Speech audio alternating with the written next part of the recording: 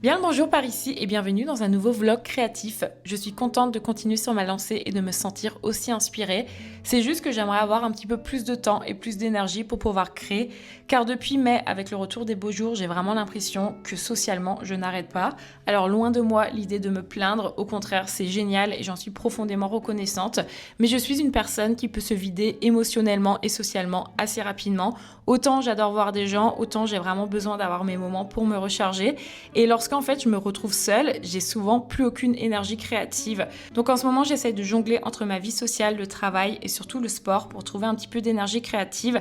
Mais je vais pas vous cacher que c'est un petit peu compliqué. Cela dit, dans mon temps libre, je me suis remise à faire du sport à la maison parce que j'ai mis en pause mon abonnement en salle et puis dans les studios d'un point de vue général. Et c'est quelque chose dont j'ai envie de plus en plus communiquer dessus sur ma chaîne YouTube. Parce que vraiment le sport depuis l'année dernière, c'est vraiment partie intégrante de ma semaine. Et j'en avais déjà parlé, mais ma santé physique est complètement liée à ma santé créative. Et franchement, le sport, ça m'a apporté tellement de bonnes choses dans ma manière de créer. Et ça m'a tellement apporté de bonnes choses dans mon rapport à l'art. Il y a Kani de la chaîne Made by Kani qui en a fait d'ailleurs un super épisode de podcast si vous voulez écouter son ressenti. Mais dans tous les cas, je pense que je vous en parlerai, surtout que maintenant je refais du sport de façon gratuite. Et je me dis que c'est une bonne façon de communiquer sur cette chose gratuite qui fait beaucoup de bien en fait. Et vous serez très étonnés de voir le lien qu'on peut faire avec l'art et l'inspiration. Et pour revenir à l'art, j'ai à nouveau refait de la peinture récemment. J'ai repeint cette toile que j'aimais vraiment pas. J'avais fait un portrait, mais vraiment, j'étais pas du tout fan. Et j'avais pour idée de faire 2 chiens autour d'une lune. Pour être honnête, au moment où je tourne cette vidéo, enfin du moins au moment là où je suis en train de faire la voix off, on est 2 semaines plus tard et la toile est toujours encore au même résultat. Je sais pas trop en fait vers où je veux aller. Si jamais vous avez des idées, n'hésitez pas à m'en faire part en commentaire. En tout cas, j'aime beaucoup le résultat pour le moment, surtout les petites étoiles qui ont été faites au pastel. Je trouve que ça ressort plutôt pas mal, mais je suis toujours pas convaincue parce que je vais mettre au milieu. Et surtout, je trouve la toile relativement grande, donc je sais pas si juste mettre une couleur unie soit intéressant. Je sais pas trop. Si jamais vous avez des idées, je suis preneuse.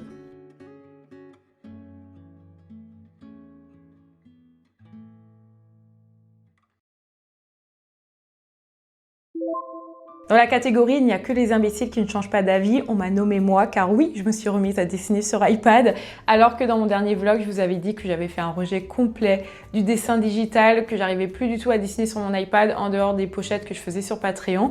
Et finalement, je sais pas trop ce qui s'est passé, mais comme très souvent, moi en tout cas, l'inspiration fonctionne de cette façon, c'est que très souvent j'ai des flashs d'une illustration que j'ai envie de faire ou j'ai une idée qui m'apparaît de façon vraiment très furtive dans le cerveau. Et c'est ce qui s'est passé avec cette illustration, j'ai eu envie de refaire un portrait, de faire différents calques, d'utiliser différents brushes. En plus, c'est des brushes que je trouve assez intéressants parce qu'ils ressemblent quand même à des brushes qu'on peut retrouver dans le traditionnel. C'est pas comme si j'avais fait une illustration qui était vraiment complètement lisse ou complètement vectorielle. Et ouais, j'ai fait ça, je me suis vachement amusée et je trouve que le résultat est vraiment super beau. Je suis trop fière de moi. Donc je voulais aussi vous le partager et vous dire que finalement, des fois, on peut se faire surprendre par son propre cerveau et on ne sait pas ce qui se passe.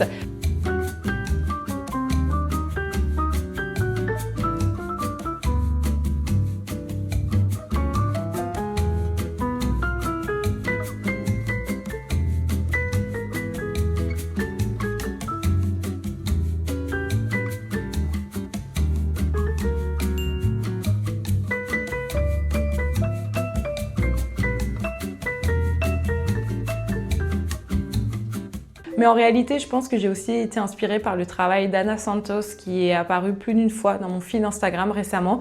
Elle, pour le coup, je sais qu'elle travaille avec deux techniques. Elle travaille autant avec le traditionnel qu'avec le numérique.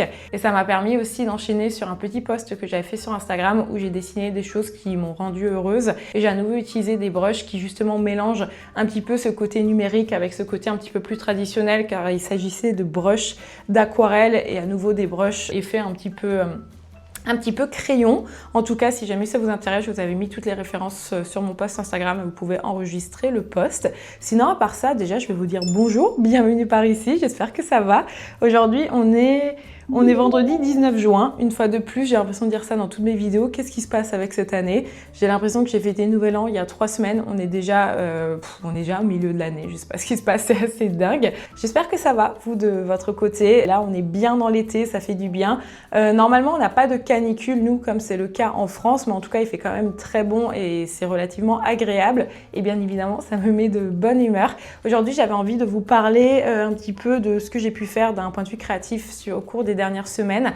La semaine dernière, j'avais fait ce réel sur Instagram qui est un réel où j'ai mélangé de l'illustration avec de la vidéo. Ça faisait depuis le début d'année facilement que je voulais faire que j'avais cette idée, que je l'avais notée quelque part pour la faire. Et en fait, j'ai vachement procrastiné jusqu'à ce que je sois tombée sur une sponsor de cette créatrice de contenu qu'elle avait faite avec Lenovo et avec une tablette. Et en fait, c'était exactement ce que je voulais faire. Et ça m'a peut-être donné un peu ce coup de pouce de me dire, bah écoute Luisa, là, tu as une vraie inspiration, tu vois ce que ça donne. Donc, tu peux aussi le faire de ta propre façon.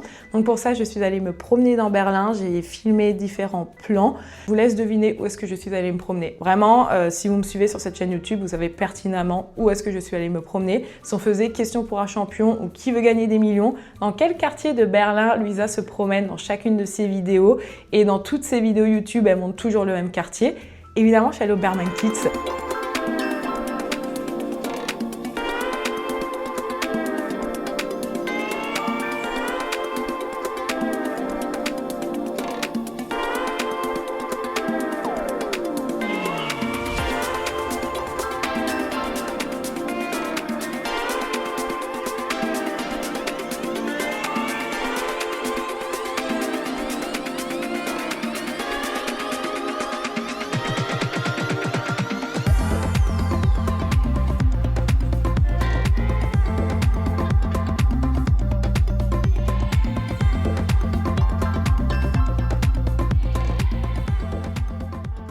C'était rigolo parce que j'avais l'impression d'être une petite touriste avec mon sac à dos, mon trépied, j'avais un short Bermuda.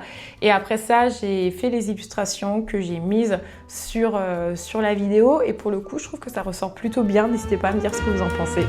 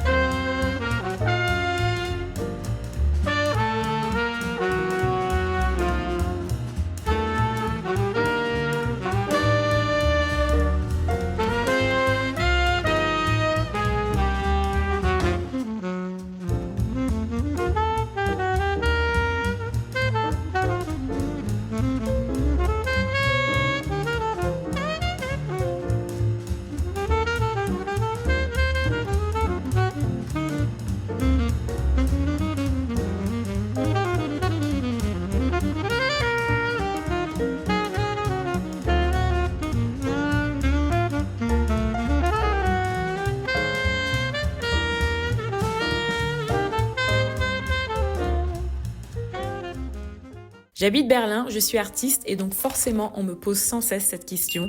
Qu'est-ce qui t'inspire ici? Et la réalité, c'est pas que c'est Berlin qui m'inspire en particulier, c'est surtout le fait de vivre en ville. J'ai grandi dans un petit village de 600 habitants et très tôt j'ai voulu vivre en ville parce que je sais que ce sont des espaces qui regorgent de couleurs, de détails, de formes, d'histoires. Et c'est toutes ces petites choses en tant qu'artiste qui nourrissent mon cerveau. Et vous, n'hésitez pas à me dire en commentaire si vous avez un endroit qui provoque aussi cet effet-là.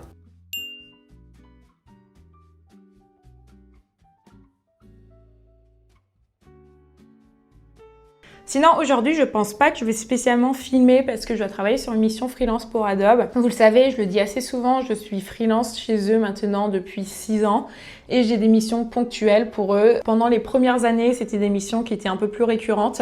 Là, c'est vraiment très ponctuel, c'est une fois tous les X mois. Et là, j'en ai une nouvelle cette semaine, donc je travaille dessus. Et ouais, d'un point de vue général, je suis contente parce que mon activité a quand même bien repris. J'en ai parlé vite fait, enfin, je l'ai vite fait évoquer dans mon dernier vlog sans non plus rentrer en détail. Je vous ai juste dit que j'étais contente de voir que mon activité a repris. Mais d'un point de vue général, je suis vraiment contente.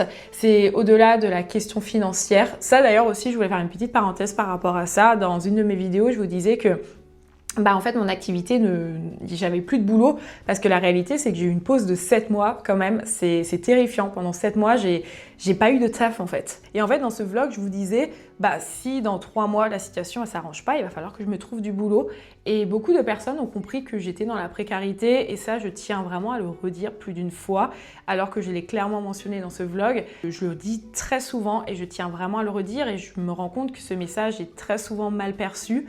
Je ne suis pas précaire et je veux vraiment le dire. Non pas que être précaire c'est un gros mot, loin de là. C'est juste que je ne veux pas prendre l'espace et la parole de personnes qui sont vraiment dans des difficultés financières. Je pense qu'on s'en rend compte à travers mes vidéos que j'ai tout sauf la vie d'une personne précaire. Et c'est pas parce que aujourd'hui mon activité est instable que je suis dans une précarité au point où je dois faire des choix du style est-ce que par exemple en hiver je me chauffe plutôt que de me nourrir, ce qui est le choix de beaucoup de personnes. Moi, je ne suis pas du tout dans cette situation, je tiens vraiment à le dire. Alors évidemment, je ne suis pas dans la classe sociale la plus privilégiée, ça c'est sûr, mais aujourd'hui, je ne suis pas précaire. Et ça, je veux vraiment le dire. Surtout que je sais que c'est un milieu dans lequel il y a énormément de précarité, mais moi en tout cas, je ne m'inscris pas là-dedans. C'est sûr qu'être freelance, c'est une forme de précarité parce que d'un jour à un autre, tu as de l'argent ou d'un jour à un autre, les choses s'arrêtent. Moi, je l'ai toujours dit, ça fait des années que j'ai donné une quantité astronomique d'argent à l'État à travers les impôts, les cotisations sociales, la TVA. Demain, ça s'arrête, je n'ai pas droit au chômage. Donc oui, il y a une forme de précarité à travers ça. Ma retraite, je ne sais pas comment ça va se passer, ce genre de choses. C'est sûr qu'il y a une forme de précarité. Mais aujourd'hui, moi, je ne peux pas arriver sur YouTube avec un mode de vie dans une capitale. Alors certes, c'est peut-être pas la capitale la plus chère du monde, même si en ce moment, Berlin, ça devient vraiment n'importe quoi en matière de prix. Je ne peux pas arriver avec ça, avec ce mode de vie. De temps en temps, vous me voyez manger au restaurant et dans des coffee shops, ce genre de choses. Et derrière, vous dire, je suis précaire. Moi, je ne suis pas précaire. Donc voilà, je tiens vraiment à le dire et j'envoie vraiment tout mon courage aux personnes qui sont dans des difficultés financières et j'espère du fond du cœur qu'un jour vous verrez la lumière au bout du tunnel, même si c'est beaucoup plus compliqué que ça, parce que je vois que les gens de notre génération deviennent de plus en plus pauvres et que malheureusement les gens riches deviennent de plus en plus riches. Mais en tout cas, tout mon courage, c'est vraiment pas simple du tout. Bref, parenthèse terminée par rapport à ça. Donc ce que je voulais dire, c'est que autant c'était pas d'un point de vue financier où il y avait une difficulté, évidemment qu'il y aurait une difficulté à un moment, mais j'ai quand même pu réussir en fait en début d'année à sécuriser un petit peu de trésorerie parce que j'ai vendu des vidéos qui ont été utilisées à des fins publicitaires et généralement c'est des contrats sur lesquels tu as des rentrées d'argent qui sont quand même relativement intéressantes. Et en plus de ça, j'avais ma sponsor Squarespace qui tombait tous les mois et ce qui me permettait de me faire un salaire tous les mois. Donc dans l'idée, j'aurais pu, même si maintenant à l'heure actuelle, je n'avais pas eu de nouveaux contrats, j'aurais pu vivre quand même quelques mois encore sur mes économies avant d'être vraiment dans la galère. Mais c'était pas du tout l'idée en fait. Moi, l'idée c'est que mes économies elles soient là aussi pour d'autres choses. Donc ouais, ça a été vraiment très terrifiant. Évidemment, il y avait tout ce côté financier, mais en fait pour moi, c'était vraiment cette question de est-ce qu'aujourd'hui mon activité elle est encore viable? Est-ce qu'aujourd'hui ce que je produis a encore du sens pour des partenaires? Je ne sais pas si vous voyez ce que je veux dire. Autant je sais que sur internet ça a du sens parce que je suis convaincue que mon contenu peut faire du bien, qui peut inspirer, qui peut vous donner envie de faire des choses. Autant ça a été vraiment ma question de me dire est-ce qu'aujourd'hui j'ai encore ma place en fait dans ce milieu? Est-ce qu'il n'est pas temps pour moi de commencer à réfléchir aussi à une reconversion professionnelle? Donc là c'était vraiment ce truc où j'étais un peu au pied du mur en me disant en fait Lusa, là ton activité elle fonctionne plus, donc qu'est-ce que tu fais du jour au lendemain? Donc ça a été vraiment très compliqué. En fait, j'ai un peu la sensation que mon activité jusque-là, elle relève un petit peu du miracle dans le sens où je n'ai jamais, mes stats, elles sont pas non plus incroyables. Je n'ai pas 100 000 abonnés, je n'aurai jamais 100 000 abonnés non plus. Et malgré ça, j'arrive à vivre de l'influence, ce qui est quand même assez dingue parce que des profils en soi qui sont suivis en matière d'abonnés comme moi, il y en a beaucoup. Mais finalement, moi, j'arrive vraiment à sortir mon épingle du jeu et j'arrive à gagner de l'argent grâce à ça. Et en fait, moi, j'ai toujours cette sensation de me dire, je dirais pas que je suis une fraude ou pas qu'il y a un syndrome de l'imposteur, mais me dire, en vrai, je suis quand même très chanceuse et je pense que des profils comme le mien, il y en a vraiment très peu, tu vois. Et moi, ma question, c'est combien de temps ça va encore durer? Combien de temps cette supercherie va encore durer jusqu'à ce que finalement les gens vont se dire ouais mais en fait maintenant on aimerait quand même bosser avec une personne qui soit beaucoup plus suivie ou se dire ouais mais en fait c'est rigolo mais ça fait 15 ans qu'elle nous fait des vidéos sur internet, elle n'est même pas encore à 100 000 abonnés, peut-être qu'à un moment il faut aussi se poser des questions. Donc bon, pour le moment ça a l'air d'aller et j'ai l'impression d'être un peu rentrée dans une autre phase ou même d'un point de vue perso, j'ai aussi beaucoup de choses positives qui me sont arrivées.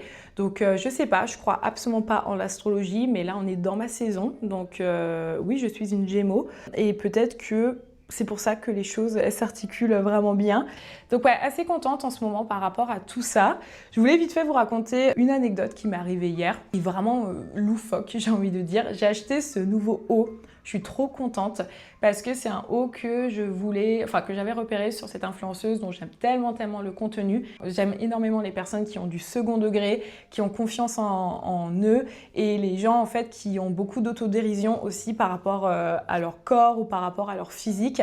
Et je trouve que c'est ce qu'elle fait dans ses vidéos. J'aime énormément le fait que vraiment elle va jouer à fond avec son rapport au corps et je trouve ça trop inspirant. Et elle avait un top que je trouvais super beau, que j'avais repéré. Il s'avère en fait que c'est une marque qui est berlinoise. Donc j'ai mis une petite alarme lorsque ça a été restock parce que la plupart du temps, tout part vraiment très vite. Je tiens à vous le dire, s'il y a certaines pièces qui vous intéressent, n'hésitez pas à vous abonner sur le site ou n'hésitez pas à mettre des alarmes sur votre téléphone parce que vraiment tout part hyper vite. Donc il y a le restock qui a été fait, j'ai acheté mon petit top, trop contente, je vais le récupérer la semaine dernière. Je décide hier de le mettre, je me trouve trop jolie, je fais une petite story avec et je décide du coup de filmer cette intro là à l'heure actuelle. Donc je filme une première fois ici avec un 35 mm, ce qui fait que le plan est beaucoup plus large. 35 ou 50 mm, t'es pas non plus 100% devant la caméra. Donc là par exemple, si je suis floue, j'arrive pas vraiment à le voir sur mon retour écran en fait. Donc je filme mon truc, je mets la carte mémoire sur mon ordi et le plan est flou. Et je suis là, trop chiant, je viens de parler pendant 25 minutes, le plan est flou et tout. Et je me dis, c'est bizarre, je pense que c'est mon 35 mm qui a un problème parce que hier j'ai filmé avec le 50 et j'ai eu aucun souci. Je change d'objectif, je refilme, cette fois-ci je me mets sur le canapé, je remets dans l'ordi et le plan est flou à nouveau. En fait, c'était pas vraiment flou du style complètement flou partout, c'était comme si l'ISO était à 3200 et que du coup la qualité était vraiment hyper mauvaise, c'était un petit peu bruité et comme si la mise au point s'était faite genre juste légèrement devant moi. Je sais pas comment expliquer et c'était les couleurs étaient hyper fades, l'image était hyper plate. Donc là je me dis ça fait quand même beaucoup, tu vois. Donc je commence à faire des tests, j'essaie de me prendre en photo, je vois que quand je me prends en photo, il n'y a pas de problème. Mais par contre, quand je filme, vraiment, à chaque fois, les vidéos sont floues. Donc je sais pas, c'est la panique, je fais plein de tests et je passe littéralement des heures et des heures sur cette caméra. Et en fait, dès que je filme, c'est flou et je comprends pas ce qui se passe. Et d'un coup, je sais pas pourquoi, je pense à ça et je me dis, et si le problème venait de mon haut? Et je change de haut et en fait, je suis nette. Et je ne saurais pas vous expliquer pourquoi, mais donc ce haut que je trouve absolument magnifique, je peux pas filmer de vidéo avec ma caméra parce que la caméra n'arrive pas du coup à faire une mise au point à cause de stop. J'ai aussi réinitialisé tous mes réglages sur ma caméra. Je suis vraiment embêtée parce que ça fait des années que j'avais vraiment configuré mes petits réglages. Mais voilà, c'était une petite anecdote. Et d'ailleurs, les gars, je sais pas pourquoi j'étais en vous racontant ça, j'ai une idée, je viens de repenser à une anecdote. Cette semaine, j'attends le bus à la gare. Il faut savoir que je prends quasiment jamais les transports en commun. Moi, je suis vraiment team vélo à tout jamais. C'est rigolo parce que j'ai vraiment la sensation de pas voir souvent des gens sur YouTube, genre les gens que je suis, avoir leur propre vélo et prendre des vélos. J'ai toujours l'impression que les gens utilisent des Lime ou les transports en commun ou des Uber. Mais le vélo, c'est trop bien. Vraiment, le vélo, c'est trop bien. T'es rapide, ça te coûte pas d'argent, à part de temps en temps faire réviser ton vélo, comme une bagnole, j'ai envie de dire. Et c'est trop bien. Vraiment, le vélo, c'est trop bien. Je passe ma vie à vélo. Je dépense jamais un centime pour les transports en commun. Du coup, j'attends le bus et tout à la gare. Et là, il y a un mec qui vient me voir. Et je pense que je lui donne 15 ans, tu vois, dans l'idée. Vraiment un jeune de 15 ans dans l'idée. Il vient me voir et il me demande un truc en allemand. Et en fait, sur le coup, moi, je comprends mal. Je crois qu'il me demande si j'ai du... Alors, désolé si je le prononce mal, cette chose. Est-ce que ça fait du snooze? Je crois qu'on dit du snooze. Et je crois qu'il me demande, ouais, est-ce que tu as du snooze? Je sais pas pourquoi, je trouve ça bizarre. Et je fais à la fille à côté de moi, c'était bizarre comme interaction. Elle me dit en rigolant, tu pourrais quand même te sentir flattée qu'il a demandé ton snap. Et moi, j'étais en mode, comment ça? Comment ça, le mec, il a demandé mon snap, il avait 14 ans? Et je sais pas quoi ressentir face à ça, j'étais en mode... Oh waouh! Et je m'en veux trop de ne pas avoir compris parce que vraiment, je pense que je l'aurais dit en allemand, j'aurais dit « Mais tu sais quel âge j'ai? J'ai 31 ans, mon gars. » Vraiment, je pense que je l'aurais dit « J'ai l'âge d'être ta mère en fait. » Donc du coup, ouais, j'ai un gars de 14 ans, 15 ans, 16 grand max qui m'a demandé mon snap. Lunaire, quand même lunaire tout ça. Bref, j'ai vachement parlé, je vais vous laisser avec d'autres plans du vlog. On se retrouve un peu plus tard. Cette semaine, j'ai aussi commencé à filmer un What I Eat in a Day que malheureusement je n'ai pas terminé, donc je vous laisse avec quelques séquences et notamment ce petit déjeuner que je fais bien trop souvent et que vous avez déjà vu plein de fois sur cette chaîne YouTube. Et surtout en ce moment je mange végétalien, donc je m'étais dit que ça pouvait être trop bien de vous montrer à nouveau des recettes qui n'impliquent pas des animaux, sauf qu'avec le retour de la chaleur, j'ai pas trop appétit et c'est pas un discours que j'ai envie de diffuser sur ma chaîne YouTube, même si ce n'est pas de la restriction, c'est juste que il fait chaud et j'ai pas faim. Donc je vous laisse juste avec quelques plans de petits repas que j'ai pu faire. Et lorsque je retrouverai un appétit à peu près normal à nouveau, je vous promets que je vous montrerai ce que je mange.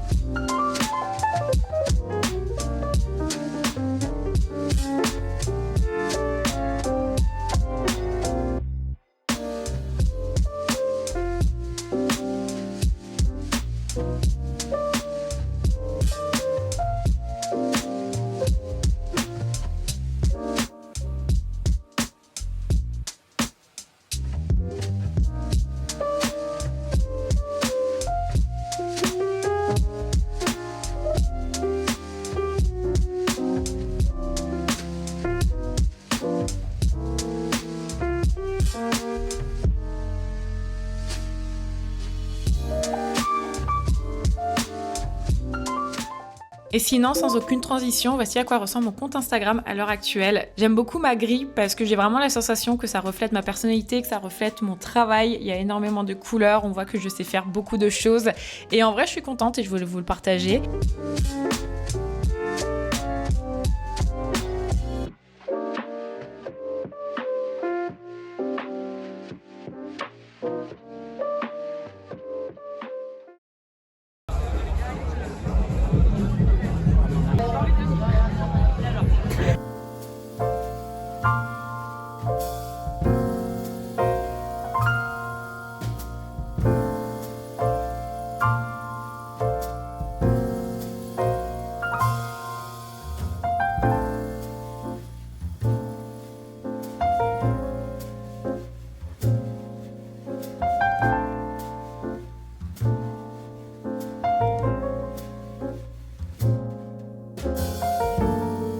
Je finis mon vlog ici au sol pour vous montrer une tasse que j'ai faite et que je déteste.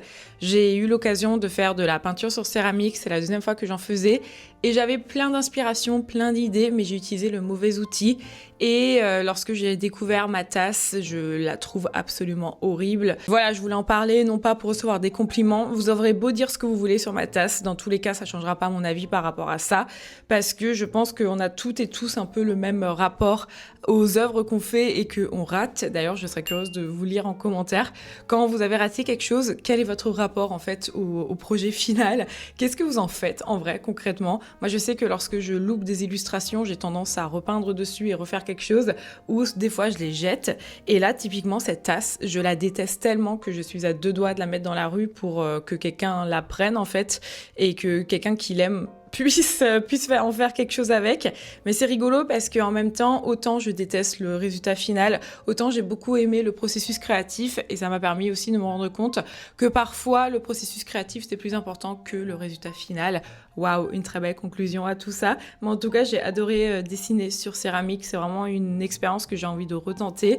Et au final, ça efface un petit peu le résultat. Merci d'avoir regardé ce vlog. Merci de m'avoir écouté. J'espère que cette vidéo vous aura plu. Je m'en excuse. C'était très long à sortir. Ça a été vraiment très fastidieux pour moi parce qu'à partir du moment où je commence à filmer plein de plans, je trouve que j'ai beaucoup de difficultés à les mettre ensemble.